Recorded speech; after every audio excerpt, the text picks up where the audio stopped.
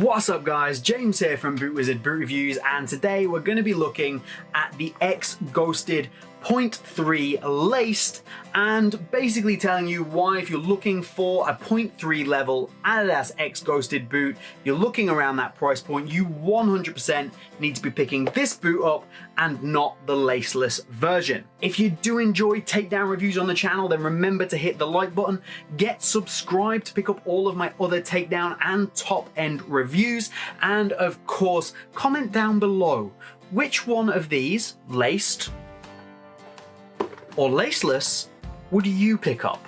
Let's get into it.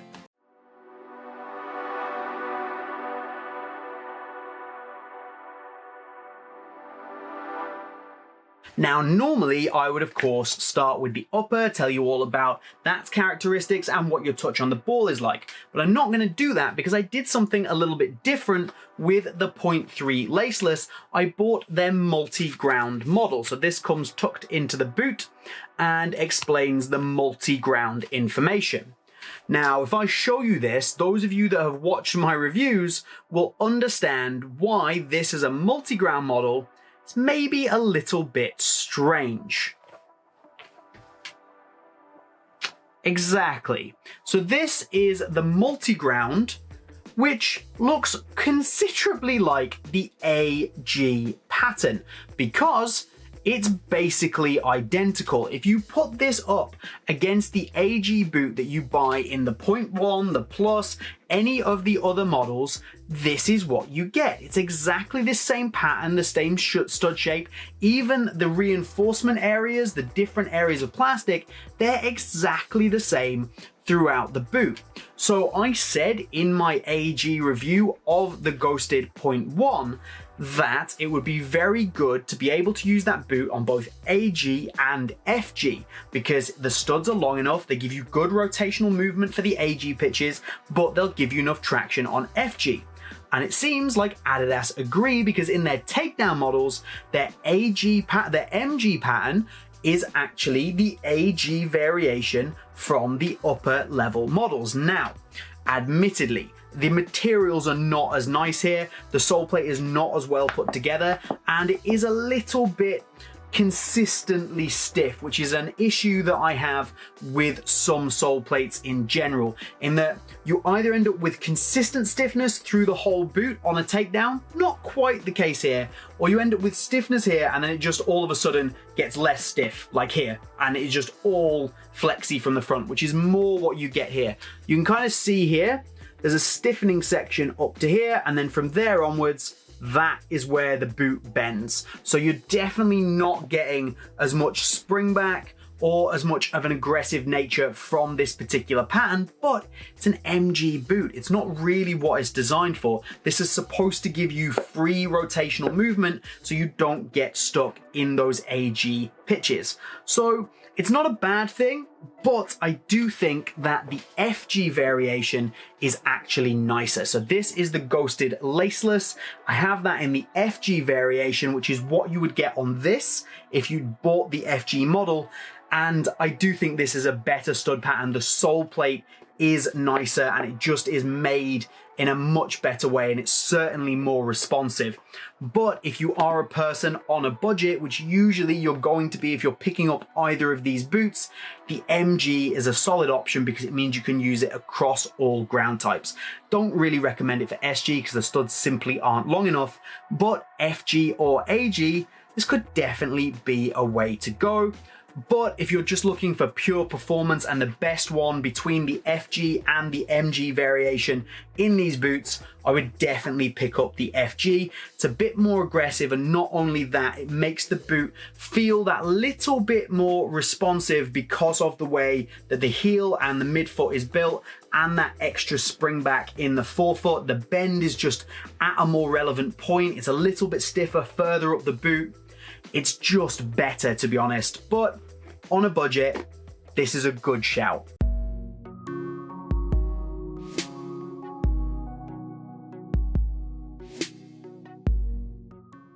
Now we'll jump into the upper, which is actually pretty much identical to what you're going to get from that laceless version. It's kind of a dual mesh type material that runs all the way down the boot, provides most of the structure, and there's very little in the way of an internal liner. You only really get any internal liner in the back third of the boot for comfort and cushioning around the heel area. You can see here the kind of pitted effect with the little holes running around. That is the mesh pattern that runs through the boot, and then on top of that there is a coating to protect that mesh, and it does have a little bit of a grippy element to it. It's slightly tactile, and then there's areas where it's less covered and that has a slightly gritty kind of feeling, which is where the mesh comes through that little bit more.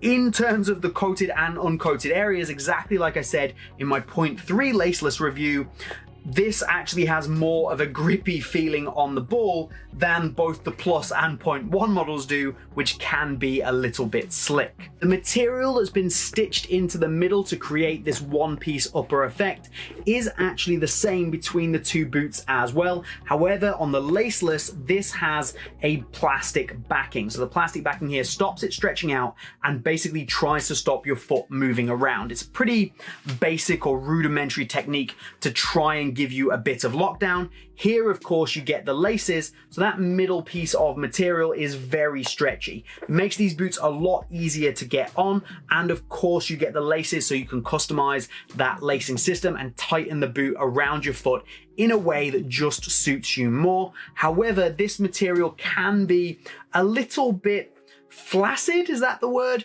And it can bunch up a little bit, but it feels fairly premium. I don't have too many complaints, but it does tend to bunch up underneath the laces in a similar way to what you got with the old X19 range. The difference here from the X19 is that that extra extension piece on the top of the claw collar design has gone, so it definitely bunches up less, especially from pressure on your foot. So that's a very positive thing and follows the trend that you get from the 0.1 and the Plus models. Again, as with the laceless, the laced transitions about 2/3 of the way down the boot into a much more sturdy mesh material with an internal plastic heel counter, which is obviously different from the external you get on the speed frame, but it does run quite deep. You get a really nice feeling of being secure in this heel area. But there is a difference here between the laceless and the laced. The opening is a slightly different shape because of course you don't have that laceless system, and there's also less padding. So this is not going to hold you in place quite as naturally as the laceless model, but something I really enjoy that they've added here is there's an extra lace loop in the back. So I've pulled the laces through and there's 2 lace loops you can see here. And if you use these effectively, you can actually put a runner's loop in these boots, which really locks your heel into the back of the boot, pushes it into this padding, which isn't overly in the way, and it really gives you a nice locked in sensation simply by adding an extra lace loop, which I think is really, really smart and a really positive thing about the lacing system on this upper. It's amazing how much difference one little lace loop can make. With regards to the actual touch on the ball, these are of course a takedown. The materials themselves are thicker, they're just that little bit more beefy, so don't expect that super raw barefoot sensation that you're going to get from either the Plus or 0.1 models in the Ghosted, but it is nice and soft. It feels reasonably premium. It'll break in very nicely, and while not super barefoot, the layers of material are minimal and you can feel fairly close to the ball if you get a good fit in these.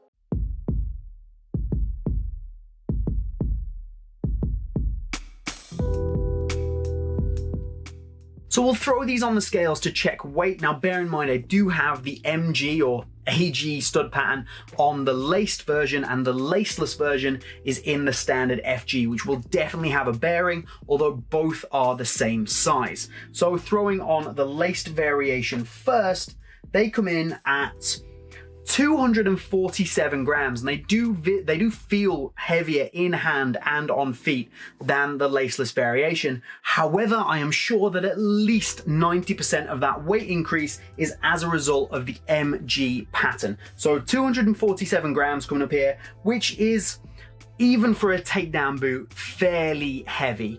And I would say that again, if weight is something you're super interested in, then maybe don't pick up the AG. And even when we throw the FG boot on, that one comes in at 225 grams, which is by no means heavy, but there are lighter options out there at this particular price point. So if weight is your main thing with your takedown speed boot, this maybe shouldn't be the boot to look for.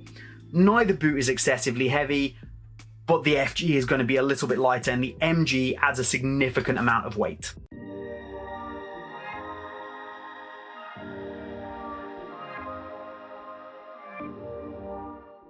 Value for money, this is very simple in two terms. These laceless boots are 10 euros more expensive than the laced, and they don't perform as well in the categories of lockdown and responsiveness. And I've already said, I think these look more premium as well. So if I have to choose between the two, these are better and cheaper. Easy choice. However, we also have to consider other boots that are around this price point, or what you can get for spending this kind of money. And while for a full price current model takedown, these are definitely not a bad boot. If you go back a season, maybe 2 seasons, you will be able to pick up a top end football boot, a plus level, a 0.1 level adidas boot for about the same price. Even right now, the X19.1 is retailing for around 100 euros from some places. So picking that up is going to be a much better option than this if you can go those extra few euros. If not, I've covered this boot multiple times, I always suggest it, something like a Puma Evo Power. The 1.3 is like £30 from Pro Direct at the moment, and it's simply just a better boot than what you can pick up here. So if you want to pick up the most recent boot in a takedown, because that's where your budget lies, then there's nothing wrong with picking up this boot. However, are there better options out there? Absolutely, if you shop around a little bit. And should you buy this or the Laceless, I will unequivocally say this is a better boot, it costs less money, and you should go for this one.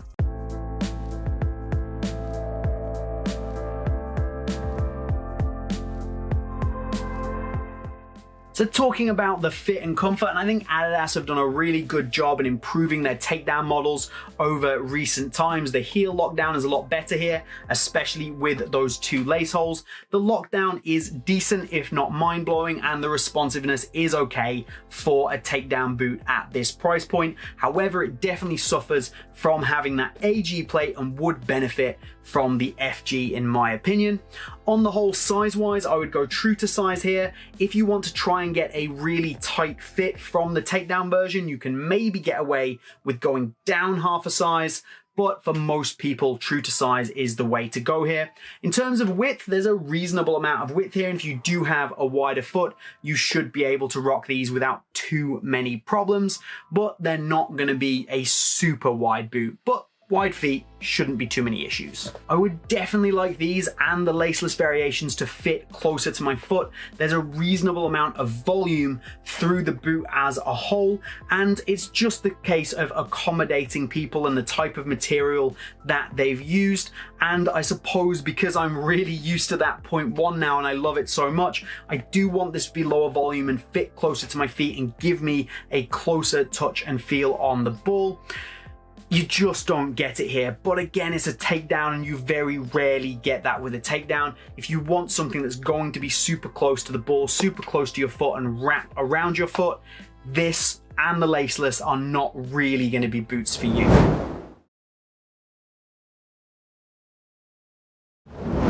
It's nice to see Adidas upping their takedown game, and with every new generation of boots, the takedowns seem to get better and better, and they're really challenging Nike, especially at this Academy 0.3 level takedown boot, and it's definitely worth considering. Although, as I say, I definitely think better, more premium, more high-end options out there for a very similar price when these are full price. Let me know what you think down in the comments. Are you considering copying a pair? And if so, are you going to go laced or laceless? Remember to like the video if you do like this. It just shows me that you want to get more takedown reviews and I can get more out to you for a variety of boots. And feel free to comment, tell me which takedown boots you want to see reviewed next. The Laceless is already on the channel if you want to check that out.